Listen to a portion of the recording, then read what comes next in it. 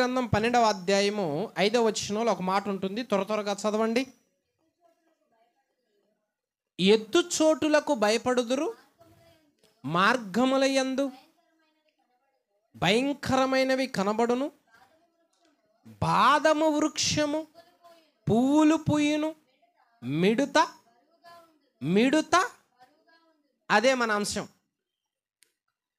ఇప్పుడు మనం చెప్పుకునే అంశం ఏమనగా మిడుత బరువుగా ఉండును. బైబిల్ గ్రంథంలో రాయబడిన అద్భుతమైన మాటల్లో చాలా అలంకార రీతిగా మర్మయుక్తంగా దేవుడు మాట్లాడాడు. అన్ని చోట్ల దేవుడు ఒకే విధంగా మాట్లాడటానికి దేవుడు ఇష్టపడలేదు. దేవుడు నరులు ఇవన్నీ కనుగొని ఈ లోతును బయట పెట్టాలని ఆశపడ్డాడు ఆయన ఆత్మ ద్వారా. కాబట్టి మిడుత బరువుగా ఉండును. మిడుత అంటే ఏమని సూచిస్తా ఉన్నది లేఖనమో? మిడత ఎగురుతుంది, కాళ్ళతో నడుస్తుంది.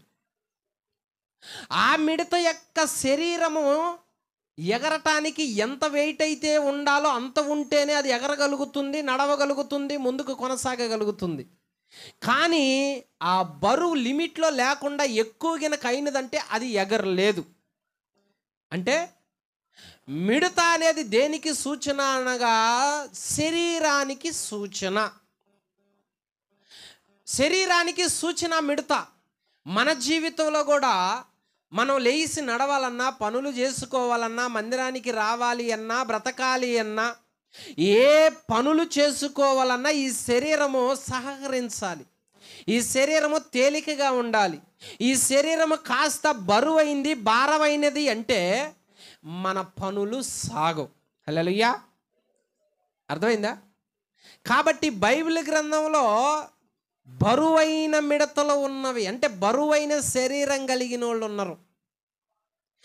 ఏ పరిస్థితుల్లో శరీరం ఇంతకి భారంగా బరువుగా ఉంటుంది? మోయలేని స్థితిలో ఉంటుంది, లేదా కింద పడిపోద్ది, లేకపోతే వణుకుద్ది అనేది మనం ధ్యానం చేయాలి. కాబట్టి మిడత బరువుగా ఉండకూడదు. అది కనుక బరువుగా ఉంటే కొన్ని పనులు ఆగిపోతాయి. ఏ పరిస్థితుల్లో బరువుగా ఉండాలో చెప్తా. ఒక మనిషి శరీరంలో ఎప్పుడు పుష్టిగా ఉంటాడో? ఆరోగ్యంగా ఉన్నప్పుడు. మరి ఇదే మనిషి ఆ శరీరం భరించలేని పరిస్థితులు వస్తాయి కొన్నిసార్లు.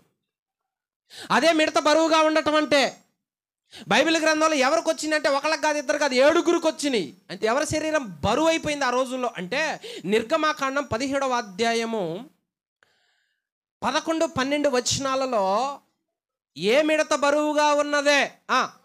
మోషే తన చేయి పైకెత్తినప్పుడు ఇజ్రాయేలీలు గెలిచిరి. మోషే తన చేయి దింపినప్పుడు అమాలేకీలు గెలిచిరి. మోషే చేతులు బరువెక్కగా ఏమయ్యాయి? మోషే చేతులు మిడత బరువు అయిపోయింది. పో, మిడత అంటే శరీరం అని చెప్పా కదా, మనిషి శరీరం, నువ్వే నేనే. మన శరీరం ఎప్పుడు పుష్టిగా ఆరోగ్యవంతంగా ఉంటుందని అనుకోవద్దు. కొన్ని పరిస్థితులు వస్తాయి, ఆ శరీరం భరించలేని పరిస్థితులు వస్తాయి. ఇప్పుడు మోషే శరీరం ఎందుకు బరువెక్కింది? మోషే చేతులు ఎందుకు బరువెక్కాయి అంటే వీళ్ళు మార్గంలో వెళుతుండగా అమాలేకీలు వచ్చి యుద్ధం చేస్తున్నారు, వెనకబడిన ఆయాసంగా ఉన్న వాళ్ళని కొంతమందిని చంపారు. ఈ క్రిటికల్ పరిస్థితుల్లో మోషే కొండెక్కాడు ప్రార్థన చేయటానికి. మోషే చేతులు దేవుని వైపు చాచుతున్నంతసేపు, ప్రార్థన చేస్తున్నంతసేపు వీళ్ళ ప్రజలకు విజయం వస్తూ ఉన్నది. మోషే మరి మనిషి కదా, నరుడు కదా, ఎంతసేపు చేతులు ఎట్లా చాచుతాడో? ఆ చేతులు బరువెక్కి ఇలా దించే పరిస్థితి వస్తుంది. చాలామంది కూడా భర్తలు మారాలి అని సంవత్సరాల నుంచి చేతులు పైకెత్తి ప్రార్థన చేస్తూ ఉండొచ్చు. కొన్ని పరిస్థితుల్లో లేదా ఒక జాబులో చేతులు దేవుని వైపు చాచి, అంటే ప్రార్థన చేస్తున్నావు అనగా చేతులు దేవుని వైపు చాపావని అర్థం. నీ ప్రార్థన కొనసాగుతున్నది. ఎందుకు కొనసాగుతున్నది? అమాలేకీల మీద ఇజ్రాయేలుకి విజయం రావడానికి మోషే చేతులు ఎత్తాడు. నువ్వెందుకు చేతులు ఎత్తావో? నువ్వు ఏ దృష్టితో ఉన్నావు? నీ జీవితం బాగుండాలి, నా జీవితం ఎక్కి రావాలి, యుద్ధంలో నేను గెలవాలి, నా కుటుంబం రక్షించబడాలి, దుష్టుల చేతిలోంచి విడిపించబడాలి, నా పిల్లలు, నా మనవల్లో నా ఆత్మీయ జీవితం కూడా సంతోషంగా హ్యాపీగా ఉండాలి అంటే యుద్ధంలో విజయం కావాలని ప్రార్థన చేస్తూ ఉన్నావు ఆపకుండా సంవత్సరాల నుంచి. అది నెల నుంచి అయినా, వారం నుంచి అయినా, సంవత్సరం నుంచి అయినా అలా మొరపెడుతూ ఉన్నావు. కానీ ఒక నరుడు ఎంతకాలం మొరపెట్టగలడు? ఒక నరుడు ఎంతకాలం సహించగలడో? మనం మనుషులమే కదా, మోష మనిషే కదా, ఆత్మసిద్ధం, కానీ శరీరము బలహీనమైనది. చేతులెత్తిన మోష ఇక వల్ల పడట్లా, శక్తి ఏమైపోతుంది? క్షీణించిపోతా ఉన్నది. ఇప్పుడు తన శరీరం తానికే, తన చెయ్యి తానకే బరువు అయిపోయింది, భారం అయిపోయింది కనుక దించే పరిస్థితి వచ్చింది, దించే స్థితి వచ్చింది. ఇక మోషకి వల్ల కావటల్లా. కాబట్టి మన జీవితంలో కూడా ఇలాంటి పరిస్థితులు వస్తాయి. ఇక నా వల్ల కాదు, నేను ప్రార్థన చేయలేకపోతున్నాను అన్నామంటే చేతులు దించుతున్నామని అర్థం. ఇక ఈ పరిస్థితులు బాగుపడవు అని అంటున్నావు అంటే నువ్వు చేతులు దించుతున్నావు, బరువు ఎక్కిపోయినాయి నీ చేతులు,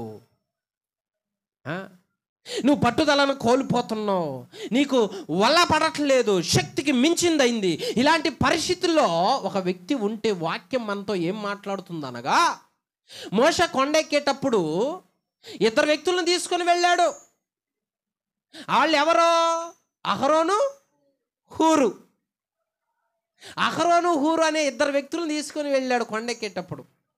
వీళ్ళు ఎప్పుడైతే మోష ఆ భారం భరించలేక చేతులు దించుతున్నాడో ఇది గమనించాడు, ఇది దృష్టి పెట్టారు. అంటే మన పక్కన ఉన్న వాళ్ళు ఏం చేయాలి? సపోర్టింగ్గా నిలవాలి మనకి. నువ్వు ఉపవాసం నుండి 40 దినాలు ప్రార్థన చేయాలి, దేవుడి సన్నిధిలో ఆయన స్వరాన్ని వినాలి, నా ప్రార్థనకి జవాబు రావాలని ఆశపడుతూ చేతులు ఎత్తి ఒక పట్టుదలతో ఉన్నావు. నీ పట్టుదలని ఎంకరేజ్ చేసేవాళ్ళు నీ పక్కన ఉండాలి. మోష పట్టుదల ఏంటి? ఇజ్రాయెల్ ప్రజలు విడిపించబడాలి, రక్షించబడాలి. మన పట్టుదల ఏంటి?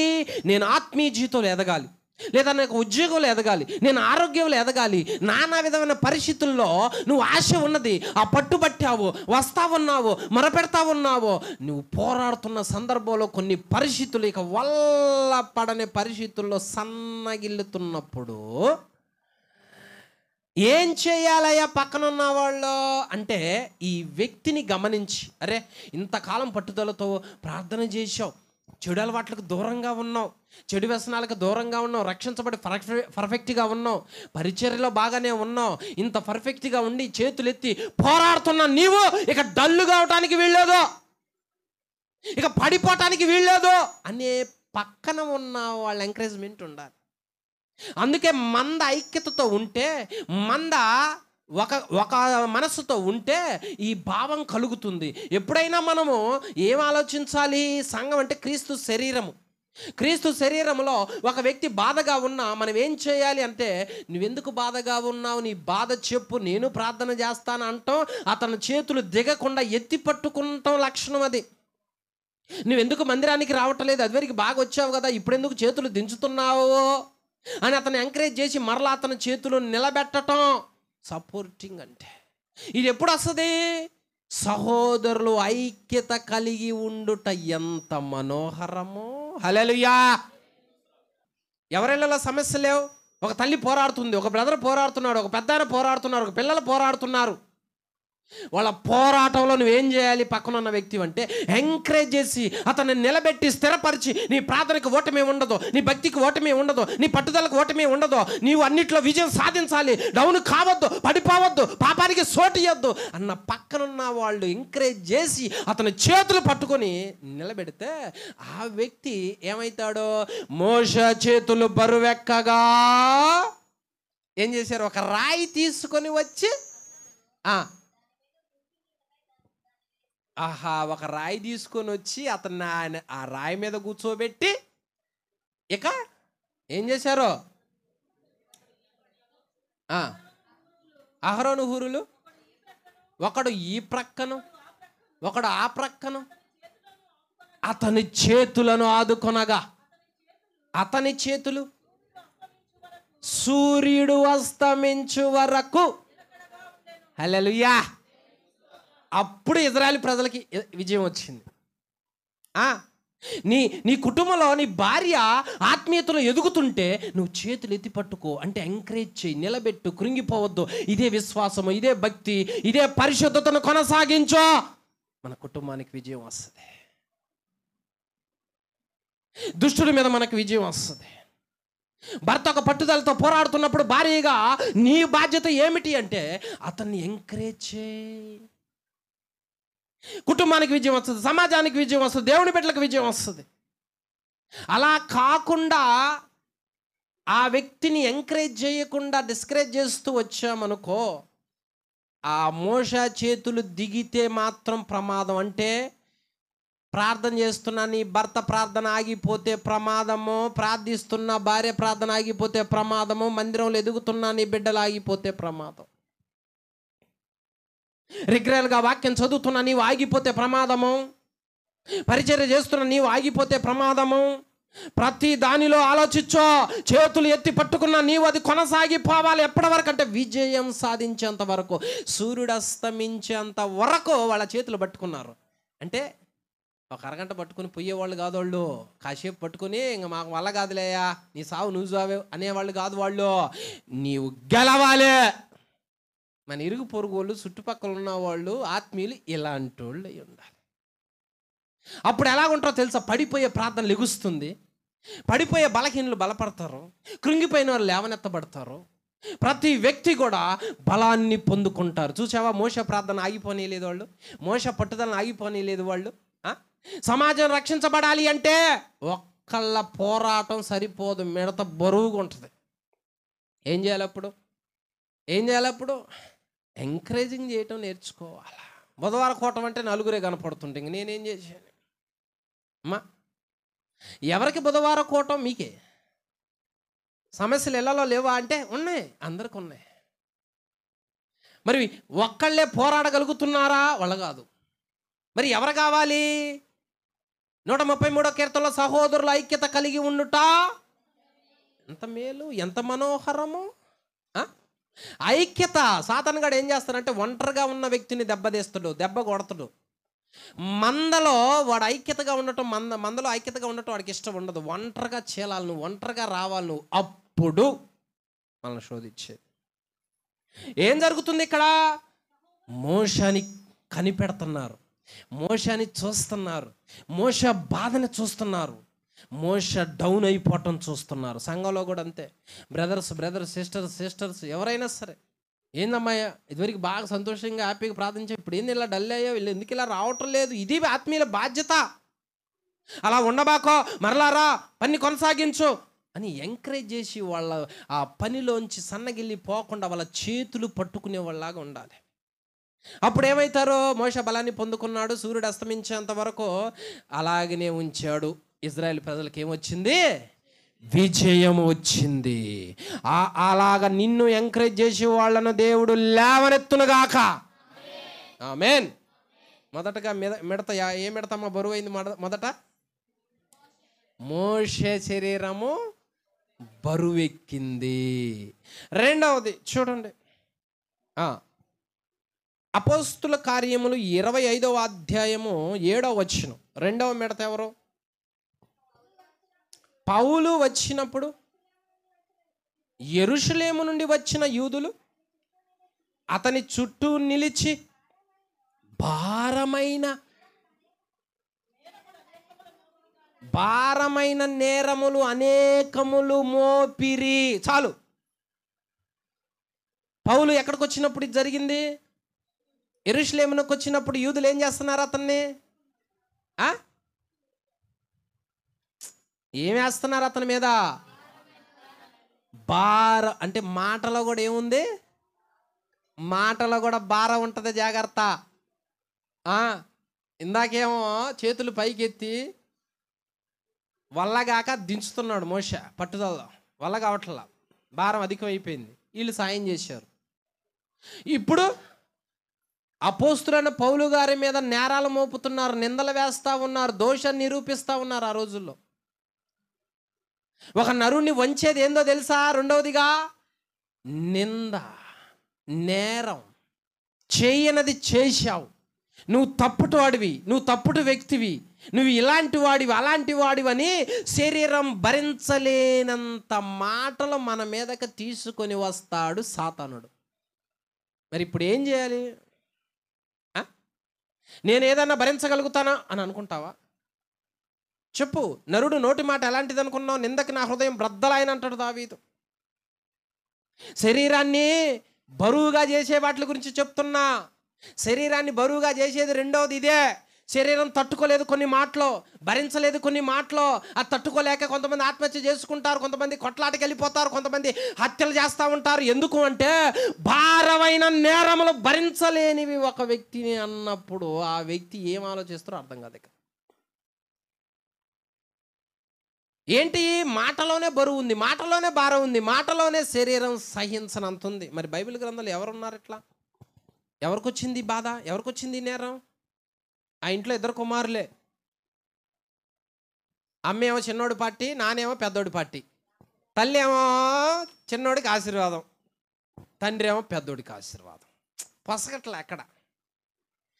ఎటకేలకు అడిదిప్పి మేకను అడ్డం పెట్టుకొని చిన్న వ్యక్తికి ఆశీర్వాదం వచ్చేటట్టు చేసింది. పెద్ద ఆయన వచ్చాడు, డాడీ అన్న, నేను ఏశావుని, నీ పెద్ద కుమారుణ్ణి, నీ జ్యేష్ఠ పుత్రుణ్ణి, ఇదిగో వేటాడి మాంసం తెచ్చా, ఇది తిని నన్ను ఆశీర్వదించు అంటాడు. ఇప్పుడు ఇస్సాకు రియాక్షన్ ఎలా ఉంది చూడండి. ఆదికాండము 27:33 చదవండి.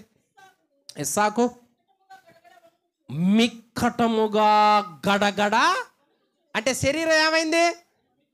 శరీరం ఏమైంది? తట్టుకోలేకపోతుంది. ఆ మాటను, ఆ మోసాన్ని, ఆ అన్యాయాన్ని శరీరం వణుకుతున్నదే. అప్పటిదాకా ఎట్లా ఉంది? మనకు కూడా కొన్నిసార్లు వణుకు పుడుతుందా? పుట్టుద్ది.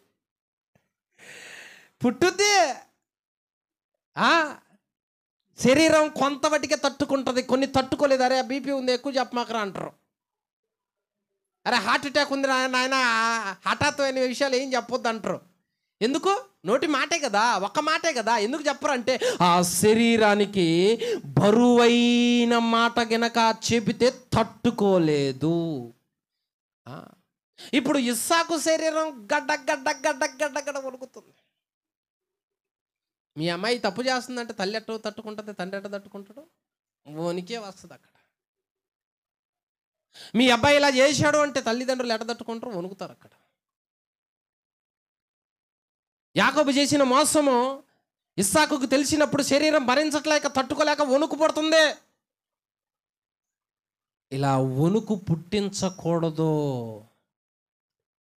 అయితే ఆత్మీయ జీవితంలో మన మీద కూడా సాతానుగాడు భరించలేనని తీసుకొని భారమైన నిందలు మోపుతాడు. మనం ఏం చేయాలి అప్పుడు? మనం ఎలా ఉండాలప్పుడు? మన పరిస్థితి ఏంటప్పుడు? అందుకే లేఖనం అంటా ఉన్నదే, నీ మీద కూడా నీ శరీరం భరించలేనంత నిందలు వేస్తారు. సొంతం లేస్తారు, బయట లేస్తారు, ఇరుగు పొరుగు లేస్తారు. లేదా నీ ఎదుగుదలను తట్టుకోలేక, నువ్వు ఎదుగుతుంటే తట్టుకోలేక, లేకపోతే నీ కుటుంబం బాగుండటం తట్టుకోలేక, నీ ఆత్మీయతను తట్టుకోలేక ప్రతి ఒక్కరూ కూడా దుష్టాలోచనలు కలిగిన వాళ్ళు భారమైన నిందలు వేయటానికి ఇష్టపడతారు. భరించలేకుండా ఉండాలి, శరీరం తట్టుకోలేకుండా ఉండాలి అని. లేఖనం మనకేం నేర్పుతుంది అనుకున్నావు?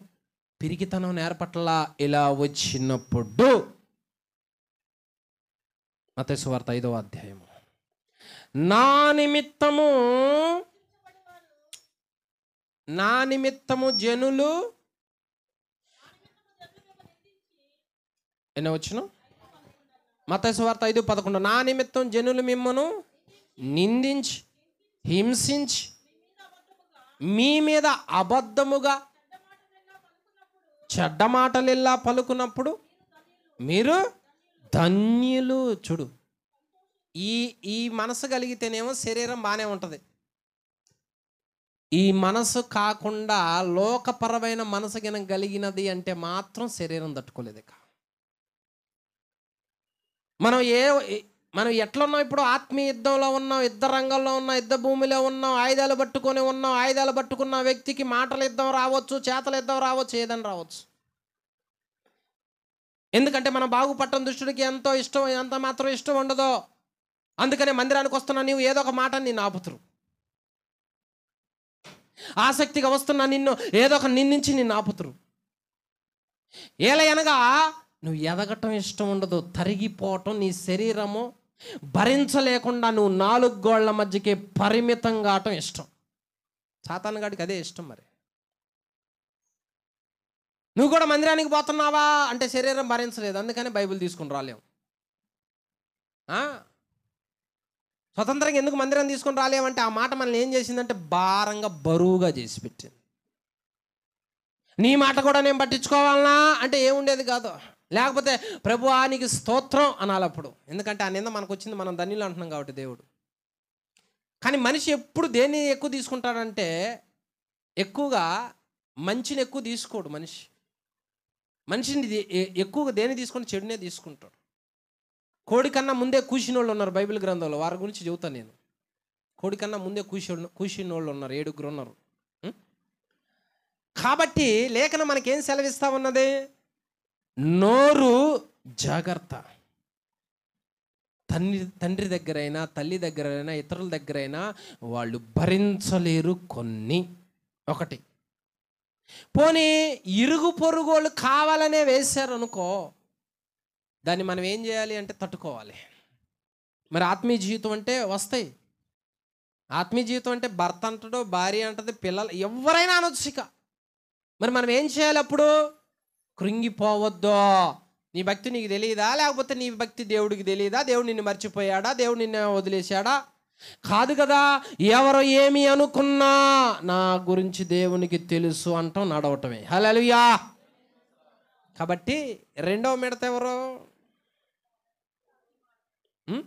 పౌలు గారి మీద అన్ని పడ్డాయి. పౌలు గారి మీద భారమైన నేరాలు మోపారంట. ఒక్కదానికి కూడా ఆయన గడ్డ ఉనికినట్టు లేదు, ఏడిచినట్టు లేదు, అన్నం తినకుండా మూల కూర్చున్నట్టు లేదు, అలిగినట్టు లేదు. ఇంటా అలిగిందంటే 2 నెలలు బతికిలాడాలి.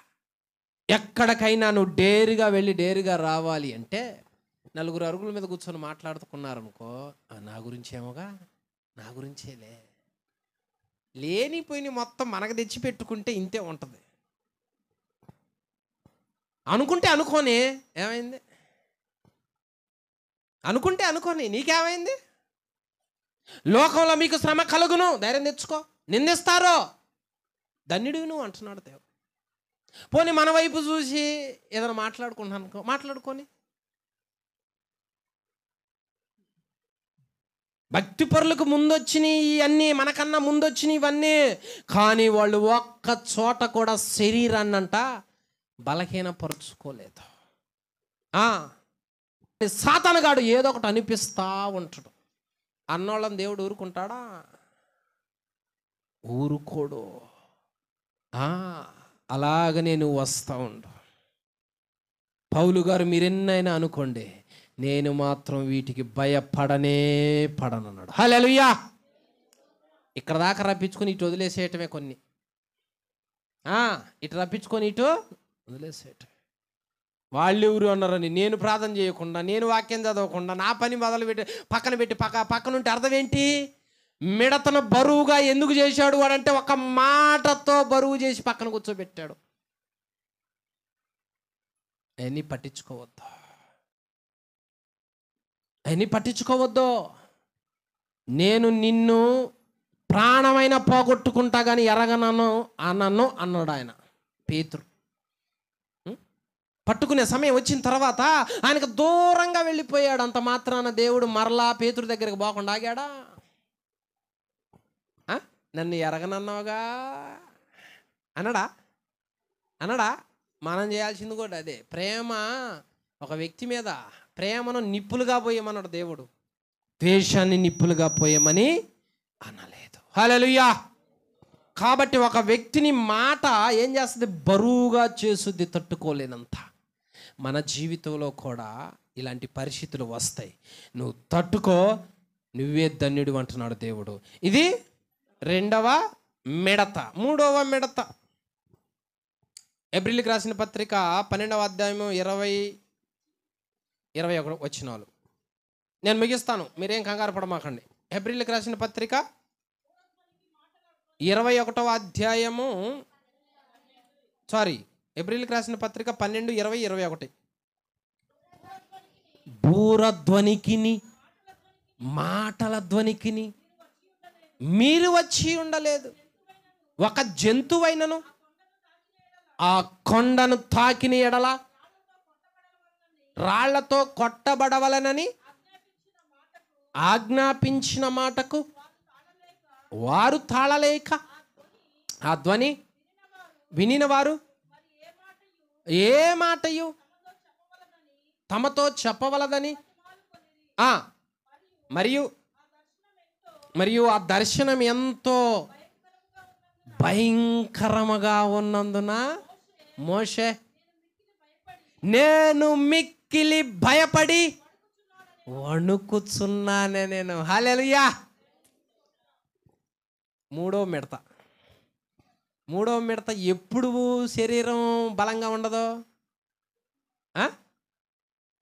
సీనాయి పర్వతం మీదకి దేవుడు మోషేని పిలిచాడు. ఆ పర్వతం ఎట్టుందనుకున్నావు? బోరధ్వనితో గొప్ప శబ్దాలతో దేవుడు దిగాడు దాని మీదకి. కొలిమిలో ఉన్న పొగ లాంటి వాసన వస్తుంది అక్కడ. మేఘంలోంచి దిగాడు అక్కడ. భయంకరంగా ఉంది ఆ దర్శనం. ఇజ్రాయేలీల పెద్దలు గడగడ వణుకుతున్నారు ఆ శబ్దాలకి, ఆ బోర సౌండ్లకి. ఉరుములు మెరుపులతో దిగుతున్నాడు దేవుడు అక్కడికి. మోషేని పైకి రమ్మన్నాడు.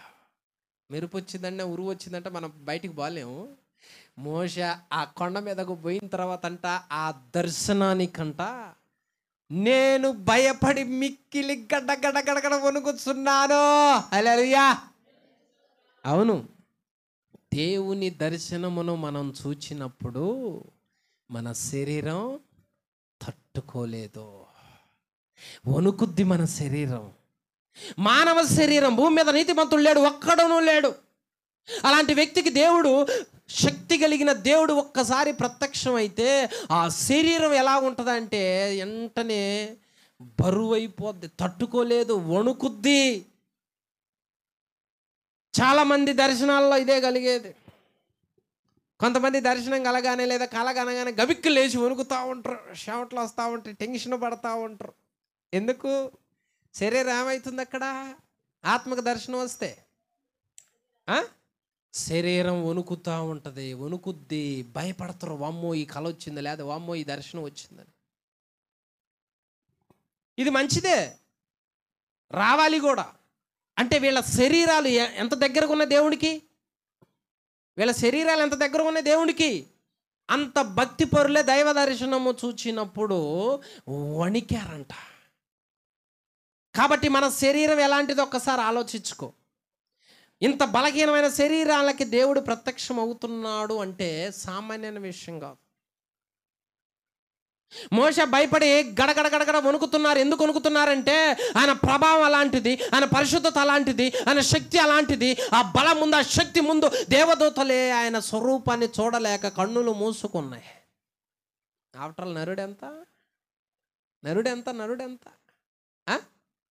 దేవుని భయం మనకి ఉంటే మనకు కూడా ఇలాంటి వణికే వస్తుంది. అది ఆత్మ సంబంధమైన మంచిది.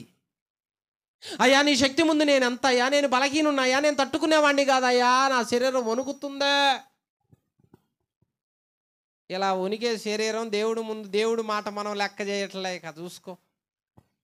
మోషేనే గడగడగడ వణికాడు అక్కడ ఆయన ప్రభావాన్ని చూసి. మరి మనం ఎలా ఉండాలి? అంత శక్తి కలిగిన దేవుడు ఒక మాట చెబితే దాన్ని చేసేవారముగా ఉండాలి. ప్రతి వ్యక్తికి కూడా వ్యక్తిగత దర్శనం ఉండాలి. ప్రతి వ్యక్తి కన్నులు తెరవబడి ఉండాలి. ప్రతి వ్యక్తి శరీరము మోషే వలె దేవునికి దగ్గరగా ఉండాలి. ఆత్మ సంబంధమైన ఆ వణుకు వణకాలే. హల్లెలూయా. అవును, వణకాలి. ఆ తర్వాత ఏం జరుగుద్ది? రెండో ఆయన అక్కడే ఉన్నాడు, ఇంకొక ఆయన ఉన్నాడు చూడండి. దానియేలు గ్రంథం 8వ అధ్యాయం 27వ వచనం. దానియేలు గ్రంథం 8వ అధ్యాయం 27వ వచనం. ఇంకొక ఆయన ఎవరో, ఈ దర్శనము కలుగగా దానియేలని నేను మూర్ఛిల్లి కొన్నాళ్ళు. ఎందుకు? దర్శనము. చూసావా, వాళ్ళ శరీరాన్ని ఏమో ఆత్మ సంబంధమైన దర్శనాలు చూసి మూలిగేటట్లుగా వణికేటట్లుగా ఇదిగో కట కట కట కట కట ఉండేటట్లుగా చేసుకున్నారు. ఆత్మ సంబంధమైన ఆ దర్శనాలు చూసి మన శరీరాలు ఎలా దేనికి వణుకుతున్నాయి ఈ రోజుల్లో? దేనికి వణుకుతున్నాం? దేనికి మూర్ఛిల్లుతున్నాం? దేనికి వ్యాధిగ్రస్తులు అవుతున్నాం? నాకు అది దక్కలేదు, నాకు ఇది దక్కలేదు, నాకు అది రాలేదు, నాకు ఇది రాలేదు. మన వణుకుడు ఇది. వాళ్ళ వణుకుడు చూడట్టుందో. వాళ్ళ దేవునికి దగ్గరగా వెళ్ళే ఆ శరీరాలు. పిల్లవాడికి ఏదన్నా ఇయ్యకపోతే వాడు కింద పడి గిట గిట గిట తనకలాడుతాడు. వాడు మన శరీరం అలవాటు చేసుకోవాల్సింది. మనం వనకాల్సింది బరువుతో శరీరాన్ని వెంటనే నేలకి కరుచుకోవాల్సిన సమయాలు ఇవే.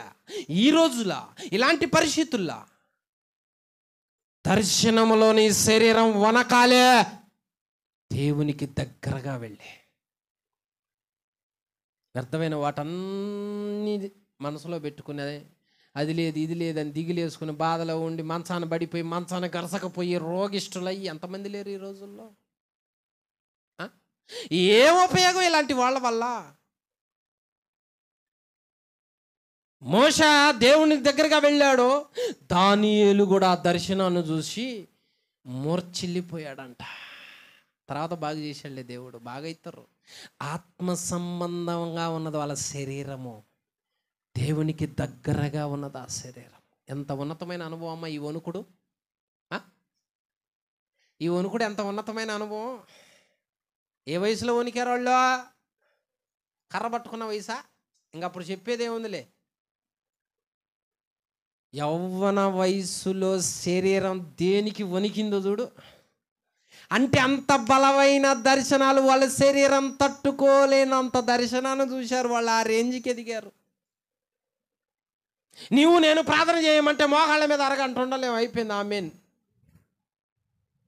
పోనీ కడుపు మార్చుకుని ఉపవాసం ఉందామా, దేవుడి దర్శనం కలగాలి, లేత మాట్లాడాలి అన్న పట్టుదల మనకుంటే మన శరీరం కూడా అలాగే అయిపోయేది.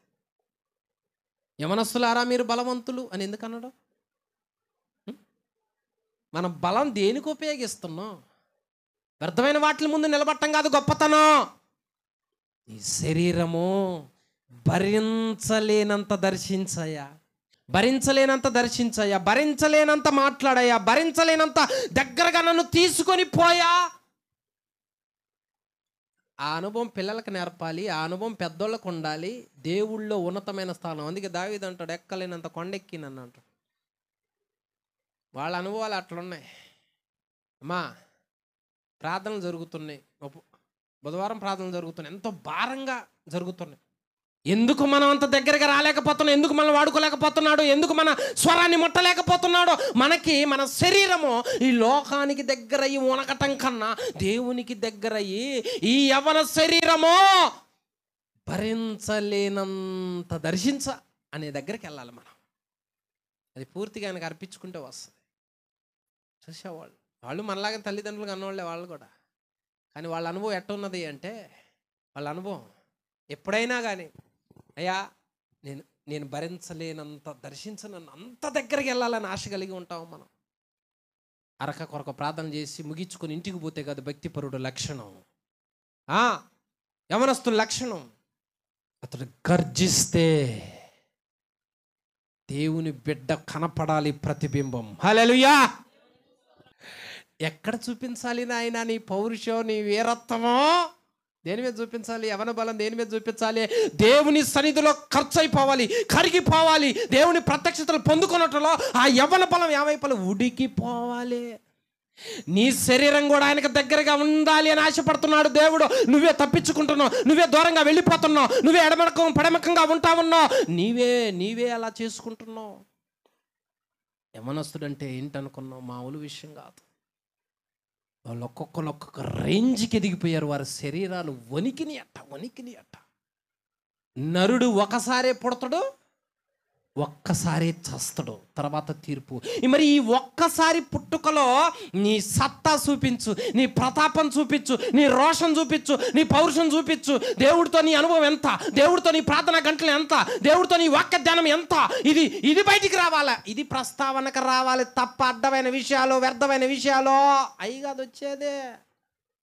ముసలమ్మ ముచ్చట్లు ఈ కాదు వచ్చేదే. నువ్వు పట్టుకున్న సబ్జెక్ట్ ఎంత, నువ్వు చదివిన బైబిల్ ఎంత, నీ ప్రార్థన గంటలు ఎంత, దీనిలో బయటికి రావాలి. దీనిలో రావాలి నువ్వు బయటికి. దానియేలు అంటే వ్యర్థమైన విషయాలు ఏముండవు ఆయన దగ్గర. ప్రభు దర్శనములు చూచుటలోనంట ఆహా శరీరం తట్టుకోలేనంత ఎదిగిపోయాడంట దానియేలు. నువ్వు బహుప్రియుడవో, నీకు గ్రహింప శక్తినిచ్చుటకు నేను వచ్చి తిని నీ మనసు నప్పికిచ్చుకున్నావు, నిన్ను నువ్వు తగ్గించుకున్నావో, నీకు బయలుపడని రహస్యం అంటూ ఏది ఉండదు అన్నాడు దేవుడు. ఏం ప్రార్థనా పొరలండి వాళ్ళు, ఏ రేంజ్కి ఎదిగిపోయారు వాళ్ళు. 3వ పాయింట్ దగ్గరే నడిపింపు వస్తుంది. మరి నన్ను ఏం చేయమంటావు? ఈ మాటలోనే జీవం ఆధారపడ్డది. పిల్లలకి ఏమి నేర్పాలో తెలుసా? యవనస్తుల పిల్లలకి ఏమి నేర్పాలనుకున్నావు?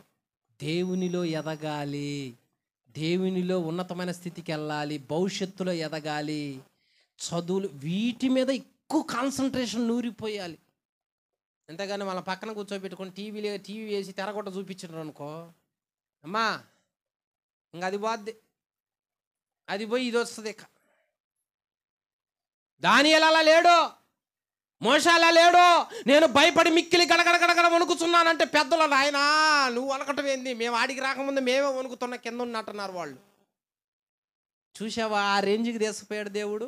మనల్ని తీసుకెళ్ళడా, మనతో సహవాసం చేయడా, మనకెందుకు దూరంగా ఉంటాడో. అంత దినములో నా ఆత్మచేత అందరు నింపబడాలని దేవుడు ఆశపడుతూ ఉన్నాడే. ఆత్మ అందరికి పొందుకోవాలని ఆశపడతా ఉన్నాడే, కృపావరాలు పొందుకోవాలని ఆశపడతా ఉన్నాడే. ఏది మనకి మహిమ, ఏది మనలో ప్రభావము? 3వ మిడత ఎవరు? 3వ మిడత ఎవరు? ఎందుకు వణికింది వాళ్ళ శరీరం? దేవుని దర్శనం పొందుకున్నప్పుడు వణికింది. అంటే వాళ్ళ శరీరాలు భరించలేనంత దర్శనం చూసే రేంజ్కి ఎదిగారు వాళ్ళు. ఈ శరీరంలో పాపం చేయాలన్న కోరిక ఎందుకు ఉంటుంది? ఇంకెందుకు ఉంటుంది? ఉండదు. మనకే 1 లక్ష రూపాయలు ఇంట్లో ఉన్నాయి అనుకో, కాళ్ళు చేతులు ఆడవేక టెన్షన్. అదే 1 కోటి రూపాయలు తగిలి అనుకో షాక్. లేకపోతే 7 వారాల నగరాలు ఇంట్లోకి వచ్చినాయి అనుకో తట్టుకోలేదు శరీరం నిజంగా. అమ్మో, మన ఆలోచనలు దీని మీద ఉంటాయి. కానీ ఆ భక్తుల ఆలోచనలో ముత్యముల కన్నా విలువైన దేవుని మాటల మీద ఉన్నాయి. ఎంత అనుభవం అండి అది. ఇది 3వ మిడత. ఇది ఒక్కటి చెప్పి నేను ముగిస్తా, ఏమనుకోమాకండి. చూడండి, 1 రాజుల గ్రంథం 1వ అధ్యాయం 1వ వచనం. నేను 7 పాయింట్లు తీసా, నేను సింపుల్గా 4 చెప్తున్నా. రాజైన దావీదు బహు వృద్ధుడు కాగా సేవకులు అతనికి ఎన్ని బట్టలు కప్పినను అతనికి వెట్ట కలుగకయుండును. అంటే శరీరం ఏమవుతుంది అక్కడ? వెట్ట అంటే వెచ్చదనం. ఎప్పుడు కలుగుతుంది ఇది? వృద్ధాప్యములో శరీరం అలాగుంటుంది. ఇదొక మిడత శరీరం. వృద్ధాప్యంకి వచ్చిన తర్వాత ఎవరైనా ఏం చేయాలి? శరీరం ఏమైంది? యవన బలంలో ఉన్నంత వెచ్చగా, యవన బలంలో ఉన్నంత యాక్టివ్గా ఉండదు, సలవ పడిపోద్ది. డాక్టర్లు ఏమంటారంటే శరీరం సలవ పడకూడదు అంటారు. శరీరం సలవ పడితే ప్రమాదం. దావీదుకి ఆ రోజుల్లో మంచి పండు ముసలోడయిండు. ముసలోడయ్యేసరికి వణుకుతున్నాడు వెచ్చదనం లేక. అక్కడ ఉన్న సైనికులు ఏం చేశారంటే వస్త్రాలు కప్పారు. ఎన్ని కప్పినా మిడత ఎట్టుంటుంది? మిడత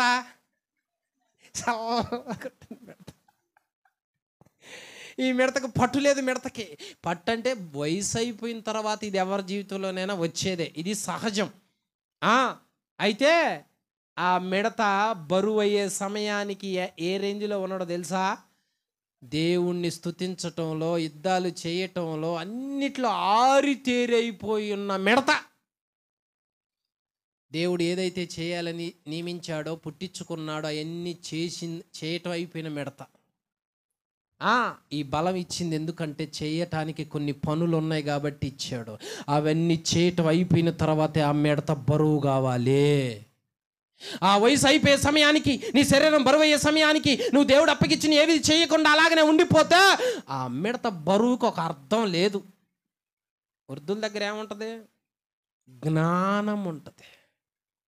వృద్ధాప్యంలో ఏముంటుంది? వృద్ధుల దగ్గర జ్ఞానం ఉంటుంది. మరి మన దగ్గర ఏ జ్ఞానం ఉండాలి? ఒక ముసలాయన దగ్గరకు పోతే పెళ్లి చేయాలంటే అటు అడుగుతుడు డబ్బులు, ఇటు అడుగుతుడు డబ్బులు. ఆయన దగ్గర ఆ జ్ఞానం. పైగా వాళ్ళ క్వార్టర్ పోపియాలి, వీళ్ళ క్వార్టర్ పోపియాలి.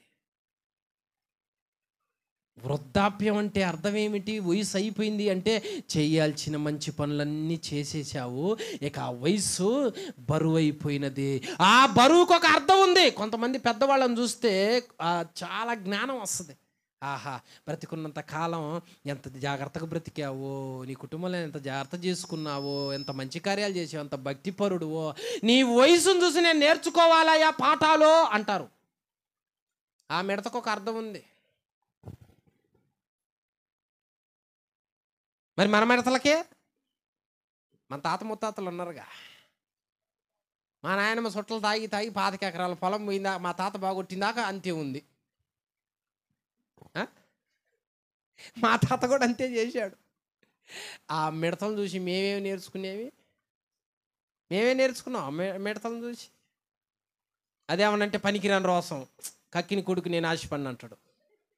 ఈ పనికిరాని రోసాలు ఎందుకులే అని నేను ఎవరు కక్కమన్నారు? పనికిరాని రోషాలు అంటే ఇక్కడున్న పెద్దోళ్ళు మీరు వృద్ధాప్యానికి వచ్చేసరికి మిమ్మల్ని చూసి ఎన్నో నేర్చుకోవాలి. ఎదిగే పిల్లలో దావీదును చూసి ఏమి నేర్చుకోవాలి? అతడు మంచి ముదిమలో మరణం పొందాడు. అంత వృద్ధాప్యం దాకా ఎందుకు ఉంచాడో తెలుసా? చచ్చిపోయేటప్పుడు కూడా సొలొమోనుని పిలిచి చెబుతాడు కొన్ని మాటలు. నీ రాజ్యంలో నరహంతకుడు ఉండకూడదు అంటాడు. నీ రాజ్యంలో దుమ్మెత్తి పోసేవాడు, శపించేవాడు ఉండకూడదు అంటాడు. నరహంతకుడు ఎవరో యోవాబు, దుమ్మెత్తి పోసేవాడు ఎవడో షిమి. చచ్చిపోయేటప్పుడు కూడా అసలు ఏం జీవిత చరిత్ర అనుకున్న దావీదు. మా వయసు అయిపోయింది అనేసరికి ఆహా, పండు ముసలితనంలో దేవదాసాయి గారు చచ్చిపోయారు. ఎంత ప్రార్థనా పరుడు తెలుసా? మామూలు ప్రార్థనా పరుడు కాదు ఆయన, వండర్ఫుల్ ప్రార్థనా పరుడు ఆయన. అంత ప్రార్థనా పరుడు. ఆయన చూస్తే ఎవరికైనా ఆహా, ఇంత ప్రార్థన నేను కూడా చేయాలనిపించింది. ఆయనకు నిద్ర వచ్చిందంటే సింపుల్గా తాళదేసిపోయి బకెట్లో ముంచి లేపుతాడు. ఇంకా నిద్ర వస్తే ఫ్యాను ఒగ్గెకి తాడు కట్టుకొని కాళ్ళు పైన తల కింద రాత్రి అంతా స్తోత్రం స్తోత్రం స్తోత్రం స్తోత్రం అంటాడంట. ఏం పట్టుదల ప్రార్థన. ఆ ముసలితనానికి ఆ మిడతకు ఒక అర్థం ఉంది. ఆ మిడతలు చూసుకొని మనం మిడతలవేగా, మనం కూడా ఒక అర్థం తెలుసుకుంటాం. మిగిలిన వాళ్ళు చూస్తే అర్థమైందా బ్రదర్ శంకరు? అర్థమైందా? ఒక్కొక్కరికి సగం సగం వయసు అయిపోతుంది. మిడత బరువు అయ్యే సమయం దగ్గర పడుతుంది. ఏం చేయాలి ఇప్పుడు మనం? ఎంత వెనకేసినావు అయ్యా? ఎన్ని రాళ్ళు వెనకేసినావు? ఇదే మిడతను చూసి, ఇదే మిడతను చూసి. అది కాదు కావాల్సింది. జ్ఞానం సంపాదించు, పరిశుద్ధత సంపాదించు, లోకంలో ఎలా బ్రతకాలో చెప్పు, దేవుళ్ళు ఎలా ఎదగాలి, దర్శనాలు ఎలా చూడాలి, ప్రార్థన ఎలా చేయాలి, నా అనుభవం ఎంత, వాక్యంతో నా అనుభవం ఎంత, ఎన్నిసార్లు బైబిల్ చదువు. ఇది చూస్తే కదా యవనస్తులు పురికొల్పబడతారు. అందుకనే ఇప్పటి వరకు పోయింది ఏదో పోయింది, ఇంకా తిరిగి రాదులే, ఇంకా ఆశలు వదులుకోవటమే. ఈ ఉన్న వాటిలోనైనా నీ పిల్లలకి నువ్వు నేర్పాలి. నువ్వు వృద్ధాప్యానికి వచ్చేసరికి ఆ బరువైన మిడతను చూసి పిల్లలు ఏమి నేర్చుకోవాలి అంటే, యాకోబు చెబుతుడు, యాకోబు కుమారులారా అందరు ఇక్కడికి రాండి అంటాడు. అందరిని కూర్చోబెడతారు. సింపుల్గా 12 మంది. పెద్దను చూసి అంటాడు, అరే నువ్వు పనికిరావురా అంటాడు. ఏంది నాన్న, వాట్ హ్యాపెన్ అంటే, నువ్వు ఎలాంటోడు అనుకున్నావురా, నా కుడి భుజానే అనుకున్నా, కానీ నువ్వు మంచోడు కాదు అంటాడు. ఒక్కొక్కరికి ఒక్కొక్క పేరు పెడతాడు. ఒరే నువ్వేమో ఎవరో కట్లపామురా నువ్వు అంటాడు. అరే నువ్వేమో గాడిదవరా అంటాడు. అరే నువ్వు తొడేలు అంటాడు. వాళ్ళ స్వభావాలు అలా ఉన్నాయి. మరి తర్వాత చదువుకోండి, ఆదికాండంలో ఉంటుంది. 12 మందికి 12 పేర్లు పెడతారమ్మా. ఒక్క వ్యక్తిని అంటాడు ఫలించెడు కొమ్మవయ్యా నువ్వు అంటాడు. ఒక్క వ్యక్తిని అంటాడు సింహాని నువ్వు అంటాడు. 12 మందిని కంటే ఒక్కళ్ళేనంట సింహం. చూసావా వృద్ధాప్యంలో బిడ్డల్ని? తండ్రిని చూసి బిడ్డలు ఏమి నేర్చుకోవాలో చూడు. అదే అందుకనే జాగ్రత్తగా ఉండండి. ఎదిగే వయసు ఏమి నేర్పాలంటే పాఠాలు నేర్పాలి. ఇది ఎన్నోది? ఎన్నైపోయినాయి? 4 మిడతల గురించి చెప్పా. ఇంకా 7 మిడతలు ఉన్నాయిలే. 4 మిడతల గురించే నేను చెప్పా, టైం అయిపోద్ది అని. కాబట్టి మిగిలిన 3 మిడతల గురించి పార్ట్ 2 చొప్పున చేస్తాను. ఆ తర్వాత చూడండి. మొదటి మిడత అంటే మోషే చేతులు బరువెక్కిపోయినవి. పట్టుదలతో వస్తున్న వ్యక్తి, దేవుళ్ళో ఎదుగుతున్న వ్యక్తి చేతులు బరువెక్కిపోతే సహాయం చేసేవాళ్ళు కావాలి. మందలోనికి వస్తే పచ్చికట్ట కూడా కాలుద్ది. బలహీనంగా ఉన్న వాళ్ళు బలపరచబడతారు. అందుకే సంఘంతో దూరంగా ఉండకూడదు, ఐక్యతలో ఉండండి. రెండో వ్యక్తి ఎవరో? పౌలు గారి మీద భారమైన నేరములు మోపుతారు, మన మీద కూడా మోపుతారు. తర్వాత మూడో మిడత ఎవరు? మోషే, దానియేలు. దర్శనాలు చూచే రేంజ్కి ఎదిగిపోయింది ఆ మిడత. డబ్బులు కావాలంటే నా ఇల్లు పట్టకపోయినా కానీ కావాలంట మనిషి. ఆత్మీయ జీవితంలో దర్శనాల దగ్గరకు వచ్చేసరికి నేను భరించలేనంత నాకు కావాలనాల. దేవుడికి ఇష్టం అదంతా. ఆ తర్వాతకి చివరిగా దావీదు. వృద్ధాప్యానికి వచ్చేసరికి దావీదుని ఎందుకని సంవత్సరాలు ఉంచాడు అంటే అతన్ని ద్వారా ఎంతోమంది ఎన్నో తెలుసుకోవాలి. నానా నీ బ్రతుకు దినాలంతట్లో నువ్వు వృద్ధాప్యలో మంచాన పడే అంతవరకు నీ నుంచి నువ్వు ఏం నేర్చుకోవాలి? ఎప్పుడు తాగొస్తావు, ఏళ్ళకి ఇంటికి రావు, ఎటో కట్టో పోతావు, ఇంట్లో బూతులు తిడతావు, ఇంట్లో ఊరక గొడవలే, చిక్కులే, నీకు ఒక నీతి లేదు, నీకు ఒక జాగ్రత్త లేదు, నీకు ఒక ఐడియా లేదు, మా భవిష్యత్తుల గురించిన ప్లాను లేదు, మమ్మల్ని పెంచే జ్ఞానం లేదు. ఇదే నాన్న నేను చూసి నేర్చుకునేది, ఇది అమ్మ నేను చూసి నేను నేర్చుకునేదని పిల్లలు రేపు అనకూడదు. మా అమ్మే లేకపోతే, మా నాన్నే లేకపోతే ఈరోజు మా పునాదులు ఉండేవి కావు అని అనుకోవాలి. హల్లెలూయా. దావీదు లేకపోతే సొలొమోను లేడు. దావీదు బట్టి సొలొమోన్ని ఇచ్చాడు దేవుడు. ఇవి 4 మిడతలు. మిగిలిన 3 మిడతల గురించి కూడా దేవుడు మనకు నేర్పునుగాక. అందరికీ వందనములు. ఖడ్గం మినిస్ట్రీ వీడియోలకు సంబంధించిన బుక్కు ప్రింట్ అయి సిద్ధముగా ఉన్నది. మొదటి బుక్కు ఈ కనిపించే 30 అంశాల మీద ఉన్నది. కావలసిన వారు ఈ నెంబర్కు కాల్ చేసి ఆర్డర్ చేసుకొనగలరు.